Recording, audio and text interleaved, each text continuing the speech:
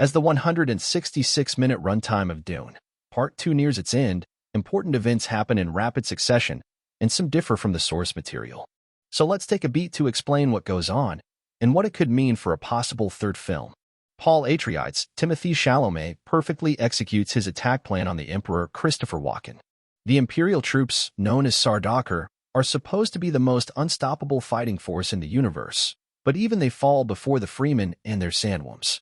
It helps, of course, that their assault is aided by the atomic weapons of House Atreides.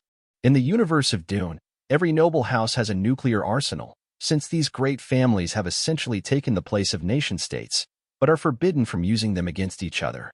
Paul cleverly subverts this rule by using the atomic weapons to destroy the fortifications around Arrakeen, allowing easier passage for the sandworms. Paul then kills Baron Vladimir Harkonnen, Stellan Skarsgård, an act that is performed by his sister Alia in Frank Herbert's original novel. But when Paul moves to strike down the Emperor for taking the Harkonnen side against House Atreides, which is a great crime in the Dune universe, because the Emperor and his Sardaukar are supposed to remain neutral in the various interhouse conflicts. Feyd-Rautha Harkonnen, Austin Butler, steps between them. Like Westeros and Game of Thrones, the world of Dune has a tradition of honor duels, when someone who is challenged can select a champion to take their place. So Feyd-Rautha fights for the Emperor, with the Emperor's own blade, for all the good it does him. The bitter, generations-long conflict, known as Canley, between House Atreides and House Harkonnen finally comes to an end with total victory for the Atreides, although the Bene Gesserit have successfully preserved the genetic bloodline of House Harkonnen, thanks to the pregnancy of Lady Finring Leia Seydoux. After the fall of Feyd-Rautha, things happen a little differently than the book. Paul and the Emperor's daughter, Princess Irulan, Florence Pugh, agree to a marriage that will allow him to ascend the galactic throne and spare the former ruler's life. What does this mean for his Freeman lover, Chani Zendaya? In Herbert's novel, Chani continues to stand by Paul and bears his children, despite his marriage to another woman. But in director Denis Villeneuve's film, Chani storms out of the building. The last shot of the film is her summoning a sandworm to take her as far away as possible.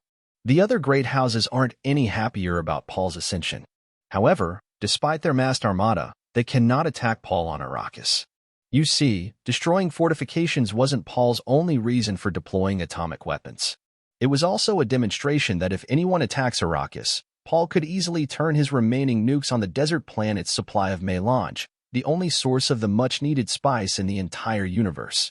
That leaves the noble houses on the defensive, as Paul sends his Freeman legions across the universe to subdue them.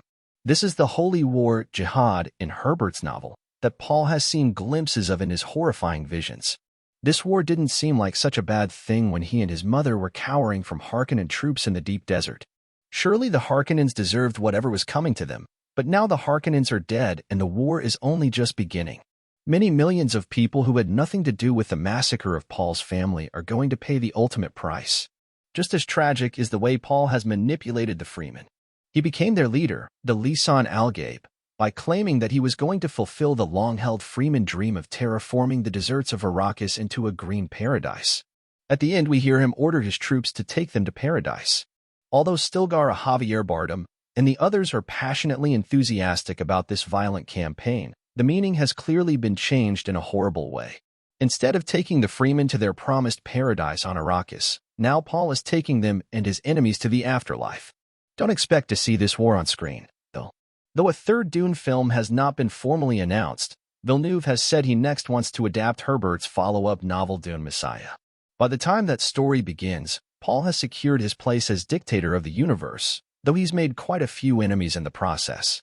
The resistance will move from the battlefield to the shadowy chambers of conspiracy, and unlike in the novel, it looks like Paul will have to deal with rebellion even closer to home, if Chani has anything to say about it. When Frank Herbert wrote Dune, he was disappointed at how people perceived Paul, Villeneuve says. In his mind, Dune was a cautionary tale, a warning against charismatic figures.